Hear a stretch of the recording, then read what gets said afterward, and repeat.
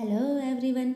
आज की वीडियो में हम माध्यमिक शिक्षा बोर्ड अजमेर राजस्थान द्वारा जारी मॉडल पेपर 2024 का सेक्शन बी करने वाले हैं, जिसमें हमने 9 सवालों तक इससे पहले वाले वीडियो में हम कर चुके हैं।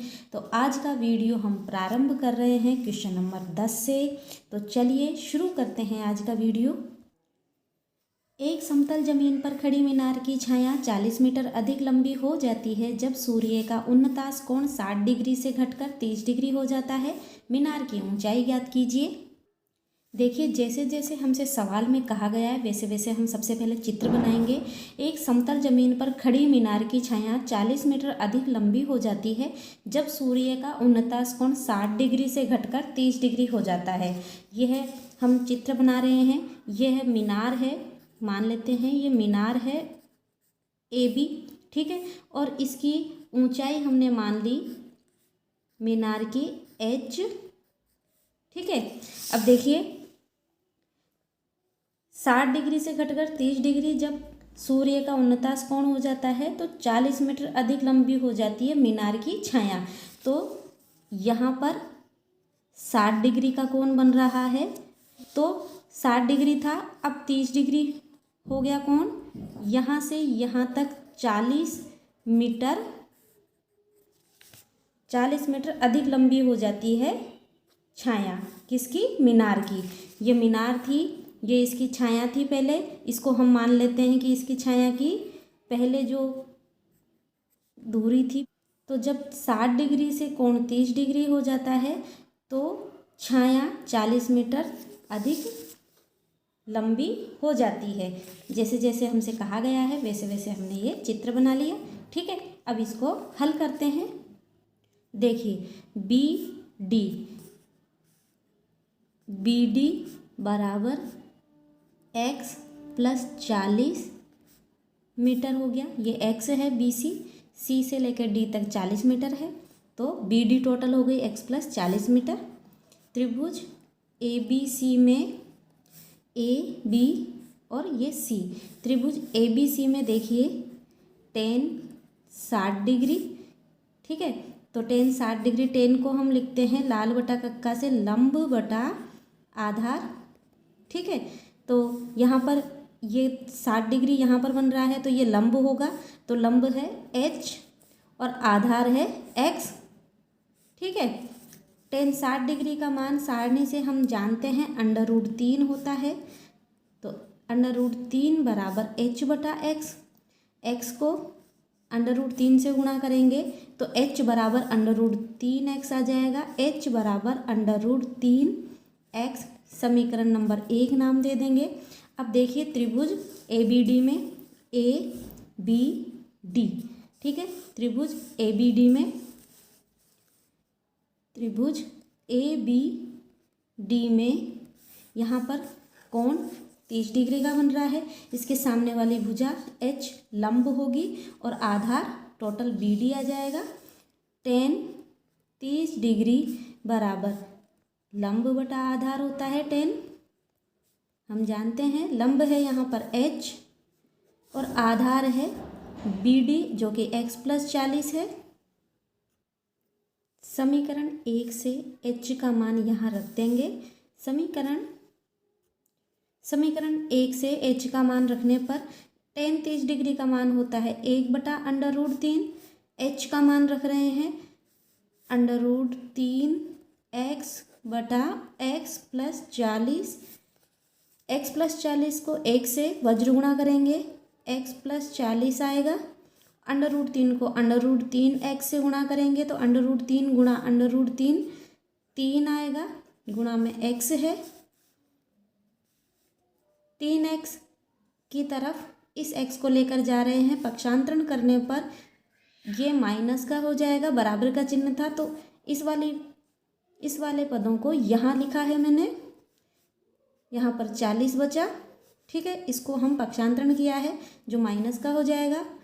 3x माइनस x अर्थात 2x, यहाँ पर आया 40। x बराबर 40 बटा गुणा में है, भाग में चला जाएगा, 2 का भाग 40 में 20 बार गया, x का मान हमारे पास आया 20 मीटर। मीनार की ऊंचाई हमने h मानी थी, जो कि समीकरण 1 से h बराबर √3x आई था। तो यहाँ पर x का मान 20 रख देंगे। √3x बराबर √3 गुणा x के स्थान पर 20 रखेंगे। यहाँ पर 20 √3 आया मीटर में, और यही आंसर है। ठीक है। क्वेश्चन नंबर 11 है, सिद्ध कीजिए कि किसी वृत्त के व्यास के सिरों पर खींची गई स्पर्श रेखाएं समांतर होती है। देखिए, हमें सिद्ध करना है किसी वृत्त के व्यास के सिरों पर खींची गई स्पर्श रेखाएं समांतर होती है। यह हमने एक चित्र बनाया है। यह वृत्त है जिसका केंद्र O है। L और M समांतर रेखाएं हैं। हमें सिद्ध करना है कि L और M समांतर है। तो दिया है हमें एक वृत्त जिसका केंद्र O है, व्यास AB है। L M बिंदु A B पर स्पर्श रेखाएं हैं। L M बिंदु A B पर स्पर्श रेखाएं हैं। सिद्ध करना है L समांतर है M के, L समांतर है M के, ये हमें सिद्ध करना है। उपपत्ति लिखेंगे। देखिए, यहाँ पर OA त्रिज्या है, OA बराबर त्रिज्या है। ठीक है। और L स्पर्श रेखा है बिंदु A पर। ठीक है। तो L वृत्त पर स्पर्श रेखा है, हमने लिख दिया L वृत्त पर स्पर्श रेखा है। तो देखिए, स्पर्श रेखा और त्रिज्या के मध्य बनने वाला कोण 90 डिग्री का होगा। इसको कोण नंबर 1 नाम दे दिया हमने, और यहाँ पर हम कोण नंबर 2 नाम दे देते हैं। तो देखिए, कोण 1 बराबर होगा 90 डिग्री। ठीक है। इसी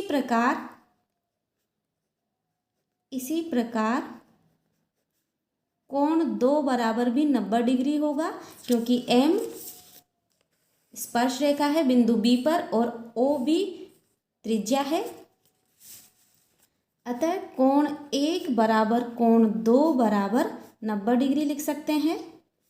ठीक है। तो यहाँ दो समांतर रेखाओं के एकांतर कोण हो गए। ये देखिए, Z बन रहा है, और ये दो समांतर रेखाएं जिनको एक तिर्यक रेखा काटती है। तो L और M समांतर है, सिद्ध हो गया। यहाँ हम लिख देंगे, हमने यहाँ लिख दिया है, यह दो समांतर रेखाओं के एकांतर कोण होंगे जिनको एक तिर्यक रेखा काटती है। अतः L समांतर है M के। अतः किसी वृत्त के व्यास के सिरों पर खींची गई स्पर्श रेखाएं परस्पर समांतर होती है, इति सिद्धम। क्वेश्चन नंबर 12 है, 12 सेंटीमीटर त्रिज्या वाले एक वृत्त की जीवा केंद्र पर 60 डिग्री का कोण अंतरित करती है। संगत लघु व दीर्घ वृत्तखंडों के क्षेत्रफल ज्ञात कीजिए। मान लेते हैं 12 सेंटीमीटर त्रिज्या का यह एक वृत्त है। इसकी जीवा केंद्र पर O केंद्र है, 60 डिग्री का कोण अंतरित कर रही है। इसके संगत लघु वृत्तखंड हुआ ये, और दीर्घ वृत्तखंड होगा ये वाला। ठीक है। अब इनके क्षेत्रफल हमें निकालने हैं। देखिए, यहाँ पर थीटा दिया गया है हमको, थीटा बराबर 60 डिग्री है। क्वेश्चन नंबर 12, थीटा बराबर 60 डिग्री है। त्रिज्या R बराबर 12 सेंटीमीटर है। त्रिभुज OAB में देखो, ये त्रिज्या है OA OB दोनों बराबर है। OA बराबर है OB के 12 सेंटीमीटर। ये दोनों भुजाएं बराबर है, तो कोण भी बराबर आएंगे, कोण A और कोण B। तो कोण A बराबर है कोण B के। ठीक है। तो मान लेते हैं कि ये दोनों कोण X है, बराबर है। तो x प्लस 60 डिग्री बराबर 180 डिग्री। त्रिभुज के तीनों कोणों का योग 180 डिग्री होता है। तो x और x 2x प्लस 60 डिग्री बराबर 180 डिग्री। 2x बराबर 180 डिग्री में से 60 घटा देंगे, पक्षांतरण किया, प्लस का था माइनस हो गया। 2x बराबर 180 में से 60 को घटा रहे हैं, हमारे पास आया 120। x बराबर 120 डिग्री में 2 का भाग दिया, जो कि गया 60 बार। तो x का मान आ गया 60 डिग्री। ठीक है। तो ए और बी दोनों बराबर हैं, तो तीनों कोण 60 डिग्री के आए। तो त्रिभुज ओ ए बी समबाहु त्रिभुज है, समबाहु त्रिभुज है, मतलब इसकी तीनों भुजाएं बराबर है। ठीक है। अब हमें लघु वृत्तखंड का क्षेत्रफल ज्ञात करना है। लघु वृत्तखंड का क्षेत्रफल ज्ञात करने के लिए लघु त्रिज्यखंड का क्षेत्रफल माइनस त्रिभुज OAB का क्षेत्रफल निकालेंगे। ये पूरा त्रिज्यखंड बन रहा है। इस लघु त्रिज्यखंड में से, इसके क्षेत्रफल में से त्रिभुज OAB का क्षेत्रफल अगर घटा देंगे तो ये वाला लघु वृत्तखंड का क्षेत्रफल आ जाएगा। लघु त्रिज्यखंड का क्षेत्रफल का सूत्र है पाई आर स्क्वायर थीटा बटा 360 डिग्री माइनस समबाहु त्रिभुज है, समबाहु त्रिभुज को √3/4 गुणा भुजा स्क्वायर होता है। तीनों ही भुजाएं बराबर है तो आर के बराबर ही रहेगी। ये दोनों भुजाएं त्रिज्या के बराबर है तो ये भी 12 सेंटीमीटर होगी। तो हम यहाँ पर भुजा स्क्वायर के स्थान पर आर स्क्वायर लिख सकते हैं। त्रिभुज OAB का क्षेत्रफल का सूत्र √3/4 भुजा स्क्वायर था, तो भुजा हमने आर लिख दी तो आर स्क्वायर हो गया। ठीक है। इसको हल करेंगे।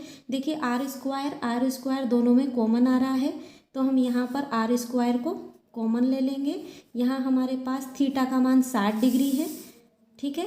थीटा बराबर 60 डिग्री है त्रिज्यखंड में। तो यहाँ आर स्क्वायर बाहर लिया है तो पाई के साथ 60 डिग्री बटा 360 माइनस √3/4 आर स्क्वायर कॉमन ले लिया है। 60 डिग्री से 360 6 बार कटेगा। यहाँ आया π/6 माइनस √3/4 गुणा आर स्क्वायर। ठीक है। अब दीर्घ वृत्तखंड का क्षेत्रफल हमें ज्ञात करना है। दीर्घ वृत्तखंड इसके इधर वाला भाग, तो पूरे वृत्त के क्षेत्रफल πr² में से लघु वृत्तखंड इसमें इसको घटा देंगे तो हमारे पास दीर्घ वृत्तखंड का क्षेत्रफल आ जाएगा। दीर्घ वृत्तखंड का क्षेत्रफल बराबर वृत्त का क्षेत्रफल माइनस लघु वृत्तखंड का क्षेत्रफल। वृत्त का क्षेत्रफल का सूत्र πr² होता है और लघु वृत्तखंड का क्षेत्रफल हमने ये ज्ञात किया है, इसको हम यहाँ रख देंगे π/6 माइनस √3/4 आर स्क्वायर। ठीक है। इसको आगे हल कर लेंगे। देखिए πr² माइनस आर स्क्वायर को गुणा किया πr²/6 माइनस माइनस प्लस हो गया √3/4 और साथ में आर स्क्वायर है। इन दोनों में लघुत्तम आ रहा है 6, ये हो जाएगा 6 πr² minus πr² plus √3/4 are square. ठीक है। यहाँ 6 πr² में से 1 πr² घटाएंगे तो 5 πr²/6 आ जाएगा प्लस √3/4 आर स्क्वायर है साथ में। अब हम लघुत्तम ले लेंगे। इन दोनों का लघुत्तम आया 12। लघुत्तम लेना हमें आता है। यहाँ पर 6 का भाग 12 में 2 बार गया, 2 को 5 से गुणा करेंगे 10 πr² प्लस 4 का भाग 12 में 3 बार जाएगा, 3 को √3 गुणा आर स्क्वायर हो गया 10 पाई प्लस 3 √3 और आर स्क्वायर दोनों में कॉमन आ रहा है बटा 12। आर का मान 12 है तो यहाँ पर 10 पाई प्लस 3 √3 यहाँ पर गुणा कर देंगे 12 गुणा 12 बटा 12, 12 से 12 कट गया 10 पाई प्लस 3 √3 गुणा 12। ये हमारा दीर्घ वृत्तखंड का क्षेत्रफल आ गया। ठीक है। दीर्घ वृत्तखंड का क्षेत्रफल बराबर ये आया। लघु वृत्तखंड का क्षेत्रफल ये था, हमने ये निकाला था। यहाँ पर आर स्क्वायर का मान रख देंगे। आर स्क्वायर का मान है 12 का स्क्वायर। इन दोनों का लघुत्तम ले लेंगे जो कि आया 12। 6 का भाग 12 में 2 बार 2 पाई, माइनस 4 का भाग माइनस √3/4 है, तो 4 का भाग 12 में 3 बार जाएगा, यहाँ पर 3 √3 आ जाएगा, गुणा में 12 गुणा 12 है, 12 से 12 कट जाएगा, 2 पाई माइनस 3 √3 गुणा 12, ये आया लघु वृत्तखंड का क्षेत्रफल और ये आया दीर्घ वृत्तखंड का क्षेत्रफल। यही हमारे आंसर है, हमसे यही पूछा गया था। क्वेश्चन नंबर 13 है, एक दीवार की लंबाई 5 मीटर, चौड़ाई 30 सेंटीमीटर, ऊंचाई 3 मीटर है। दीवार बनाने में 20 सेंटीमीटर गुणा 10 सेंटीमीटर गुणा 7.5 सेंटीमीटर माप की कितनी ईंटों की आवश्यकता होगी? ईंटों की संख्या बराबर दीवार का आयतन बटा एक ईंट का आयतन करेंगे। देखिए यहाँ पर मीटर और सेंटीमीटर में दिया गया है, क्योंकि हम जानते हैं कि 1 मीटर में 100 सेंटीमीटर होते हैं, ठीक है।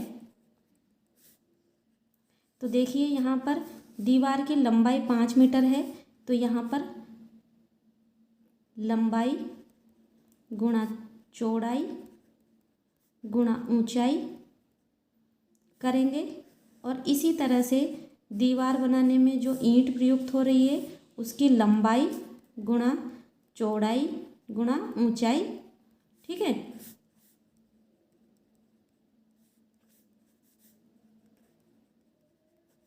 तो अब देखिए यहाँ पर 5 मीटर है, तो इसको सेंटीमीटर में बदलेंगे तो 500 हो जाएगा, 500 सेंटीमीटर हो गया।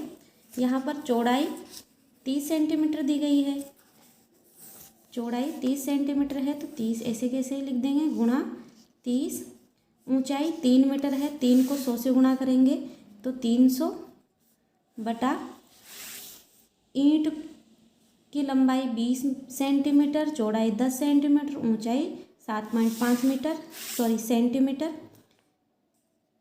दीवार बनाने में 20 सेंटीमीटर 10 सेंटीमीटर गुणा 7.5 सेंटीमीटर माप की ईंटें हैं, तो यहाँ पर सभी सेंटीमीटर में है, तो 20 गुणा 10 गुणा 7.5, इसको हल कर लेंगे, इसका पॉइंट हटाएंगे तो ऊपर 10 से गुणा कर देंगे, एक संख्या के बाद पॉइंट है, 10 से 10 कट जाएगा, 0 से 0 काट दिया, ठीक है। अब देखिए 2 का भाग 500 में देंगे तो 250 आ जाएगा, और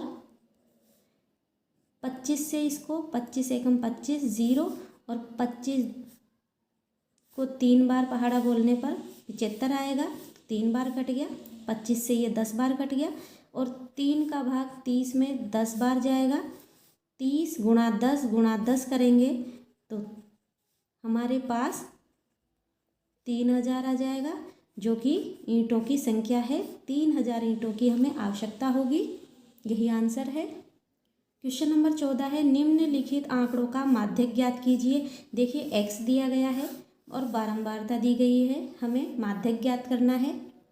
सबसे पहले हमें जो सारणी दी गई है उसको इस तरह से लिख लेंगे, x लिख लिया, f लिख लिया, CF लिखेंगे, CF 6, सबसे पहले 6 है, 6 में 20 जोड़ेंगे 26, 26 को 24 में जोड़ेंगे 50 हो जाएगा, 50 + 28 करेंगे, 50 + 28 78, 78 + 15 करेंगे 93, 93 में 4 जोड़ेंगे 97 आ जाएगा, 97 में 2 जोड़ेंगे 99, और 99 में 1 जोड़ेंगे तो 100 आ जाएगा, ठीक है।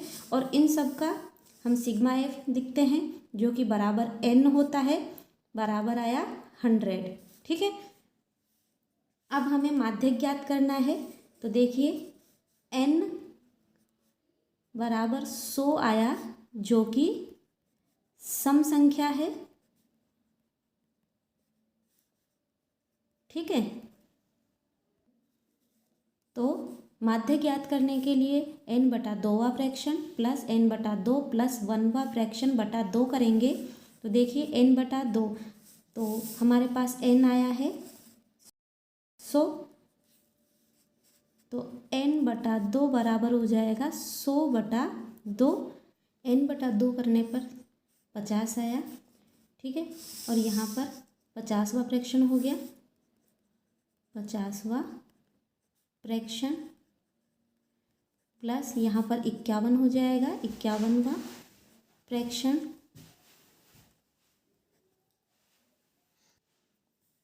बटा 2 करेंगे, 50वां फ्रैक्शन 28 होगा, प्लस 51वां फ्रैक्शन इसके अंतर्गत आएगा जो कि 29 है, बटा 2, 28 प्लस 29 करेंगे 57 आ गया, बटा 2 किया, भाग देने पर आया 28.5।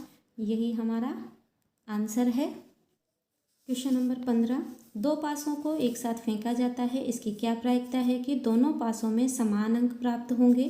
प्रायिकता का सूत्र होता है अनुकूल परिणामों की संख्या बटा कुल परिणामों की संख्या। तो देखिए यहाँ पर दो पासे हैं तो कुल परिणामों की संख्या 36 हो जाएगी।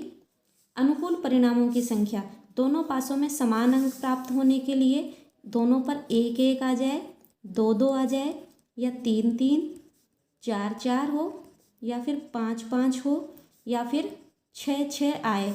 तो 1 2 3 4 5 6 अनुकूल परिणामों की संख्या हो गई 6 और कुल परिणामों की संख्या 36 हो गई। तो दोनों पासों में समान अंक आने की प्रायिकता बराबर अनुकूल परिणाम 6, कुल परिणाम 36। 6 से 36 कट गया, 6 एकम 6 और 6 का भाग 6, 36 में 6 बार गया तो 1/6। इसी तरह से दूसरा सवाल है, दोनों पासों के अंकों का योग 7 प्राप्त होगा। तो अनुकूल परिणामों की संख्या, अगर एक पासे पे 1 आता है तो दूसरे पे 6 आएगा, तभी इनका योग 7 होगा। अगर एक पासे पे 2 है तो दूसरे पासे पर 5 होगा, और अगर एक पासे पर 3 है तो दूसरे पासे पर 4। इसी तरह से एक पासे पर 4 है तो दूसरे पासे पर 3 आएगा, और एक पासे पर 5 आ रहा है तो दूसरे पर 2, और अगर एक पासे पर 6 आ रहा है तो दूसरे पासे पर 1 आएगा। इसके अलावा और कोई इनकी संभावनाएं नहीं बनती है कि दोनों को फेंकने पर उनके अंकों का योग 7 आए। तो ये 1 2 3 4 5 6, तो अनुकूल परिणामों की संख्या हो गई 6 और कुल परिणामों की संख्या 36 है। तो अंकों का योग 7 आने की प्रायिकता हो गई 6/36 बराबर 1/6। यही हमारा आंसर है। सेक्शन बी के सभी सवाल हमने कर लिए हैं। आज का वीडियो कैसा लगा कमेंट में ज़रूर बताएं। वीडियो को लाइक करना ना भूलें, और जो चैनल पर नए हैं चैनल को सब्सक्राइब ज़रूर कर लें, जिससे आने वाले सभी महत्वपूर्ण वीडियोस आप आसानी से देख पाएँ।